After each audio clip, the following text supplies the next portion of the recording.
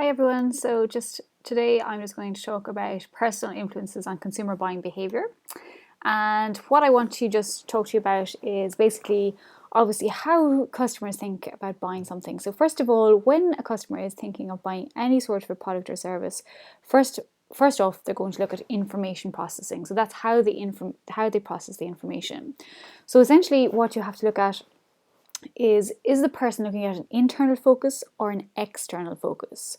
So what I mean by that is, if they know nothing about the product or service that they want to buy, typically they look outside of themselves to confirm, in terms of, market research to see whether the product or service is good to buy. So for example, if somebody's looking to buy a car, if they're looking to buy a Volkswagen, for example, they've never bought a Volkswagen before, they'll go to Google, they'll go to Volkswagen website, they'll ask their friends, they'll go to people outside of themselves or research outside of themselves to find out about such a product.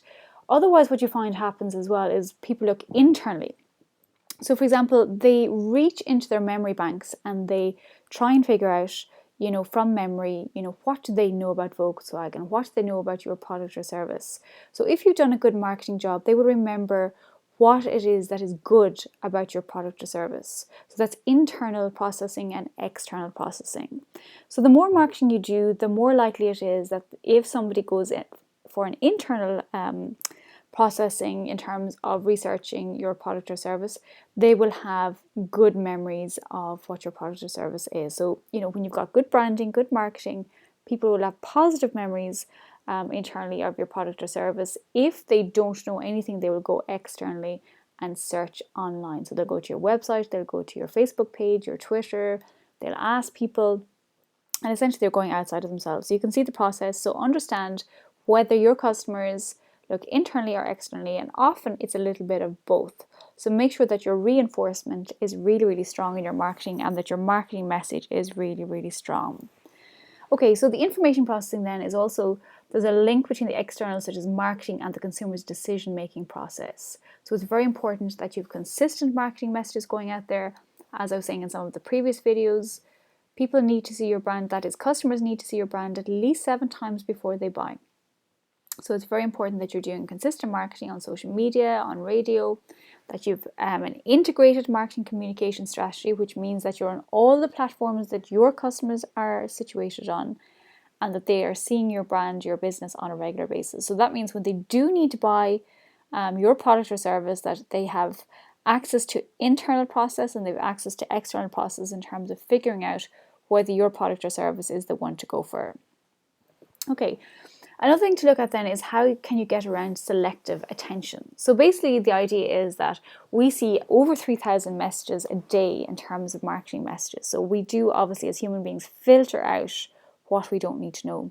So for example, if you are looking at buying a car, if you're looking at buying new clothes, if you're looking at buying a house, you'll suddenly start to notice all of the advertisements around those types of products, purely because that's what you're interested in. Because we can't take in 3,000 messages a day, it's simply too much, so we've got to selectively retain some messages and not others.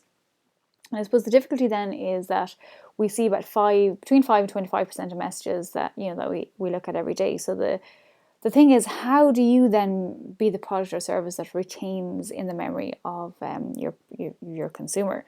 So what you've got to do is be memorable. So if you look at humor, if you look at various brands that use humor, that's often quite memorable. It's a pleasure response, and that's why it's memorable.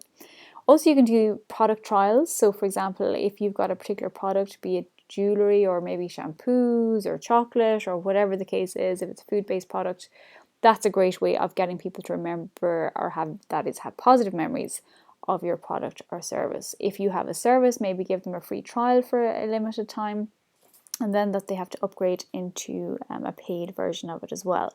So giving free trials is very good because it allows the customer to use your product or service, and once they have a good customer experience, then they're more likely to buy or repeat buy that product or service. So just be very familiar with gaining attention in a very crowded market in terms of selective attention.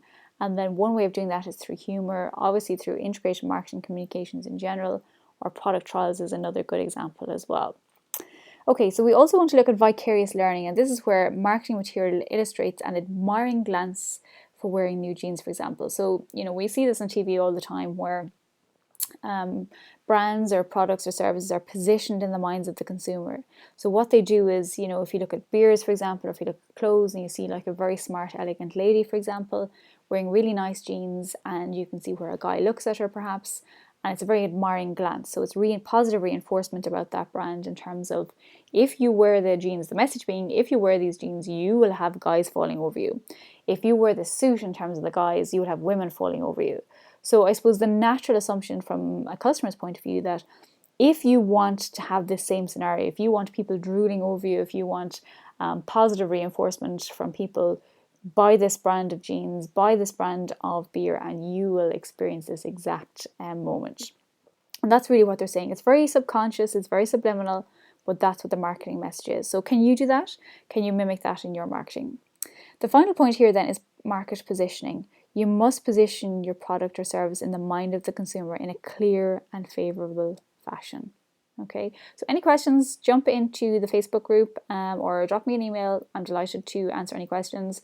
A lot of the stuff you'll know already, but just to reinforce the idea is that, there's so many messages out there. You've got to stand out from the crowd. How can you do that? 2 examples here are, first of all, use humour, which can be quite difficult sometimes. Also product trial, so to product trial or service trial, for a limited period.